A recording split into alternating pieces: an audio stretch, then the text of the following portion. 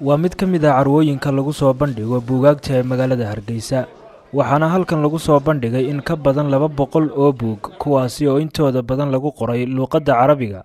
marka laga soo tago tiro kooban oo ku qoran afka Soomaaliga barnaamijkan bandhiga buugaagta ay soo qaban qaabiyeen koox dhalinyaro ah oo dalka gudihiisa iyo dibadda ka kala timid ayaa waxay sheegeen in ujeedada bandhigani ay tahay sidii kor loogu qaadi lahaa akhriska iyo qoraalka dadka Soomaalida ah gaar ahaan luqadaha qalaad sida luqadda Carabiga iyo sidii la iskugu xidhi lahaa bulshada Soomaalida iyo ummadaha kale ee caalamka daahfurka carwadan buugaagta ee Baraarug oo muddo 3 maalmood ah ka socon doonta magaalada Hargeysa ayaa waxa ka soo qayb galay qaar ka mid ah ardayda jaamacadaha dalka oo iyagu halkan u yimid si ay uga iibsadaan buugta kala duwan ee halkan lagu soo bandhigay iyo bulshada kale ee akhriska iyo qoraalka xiisaysa markii koobaad ثقافة العربية أما كتبتها ثقافة العربية لقى قري لقصة بندقة مقالة هرقيسة آدي أدنى رنهانتي وقم هاد علنينا ضدكي ددالي كشقي منظمة دانيرة صاني وكلايقنا ونقم هاد علنينا ومركي كوباد رنهانتي بقاق انتان لك aan ka soo qayb gala macrad waliba dalkeena ka dhacaya bandhiga maanta wuxuu ku saabsan yahay ama wuxuu kaga duwan yahay bandhigihii hore waa bandhig lagu soo bandhigayo buugaagta luqadda Carabiga oo qorata ay u badan yihiin actually way ku jiraan buugaag kala Soomaali laakiin ahdaafta asaasiga ee bandhiga loo sameeyo wax weeyaan in lagu soo bandhigo buugaag fara badan oo Carabiga taas ay ahayd waqti fara badan oo baahi loo qabay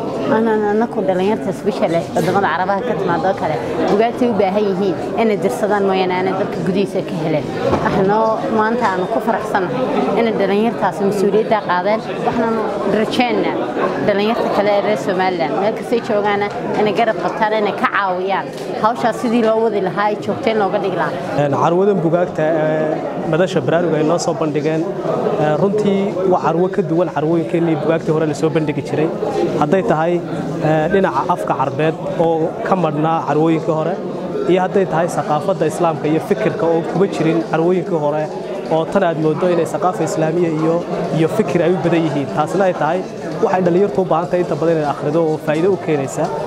Cabdillaahi Cabdilqaadir Jaamac waxa uu ka mid yahay dhalinyarada carwadan buugaagta ee Baraarug soo qaban qaabisay waxa uu ka warbixinayaa buugta ay halkan ku soo bandhigeen waxaan soo xulnay buug markii hore aan magacdooda iyo qorayaashooda iyo qaybahooda aan soo xulanay dawladana suuqa u galnay ayaanu soo xulnay macradkana buugtaas baa lagu soo bandhigay buug selected hadaan ma taqaana afka Ingiriis ku sheegno xulan oo aan ugu talagalnay majaalaadka ama dhinacyada ama fiilka mujtamaca daneynaya sida dhaqaalaha arrimaha dawladda علمانية دينتا دراسات كدينية تاريخها فلسفة فقهها متقانا علوم المنطقة iyo waxyaabaha la midka si kale waxa ku soo ladnay culumta adabka ama suugaanta oo mutaqaana kala duwan iyo sheekooyinka oo kuwa caalamiga kuwa Nobel Prize ka lagu qaatay oo afafka kale inta lagu qaaday Carabina loo soo turjumay mashruucan oo ugu talagalnay inuu afafka qalaad noqdo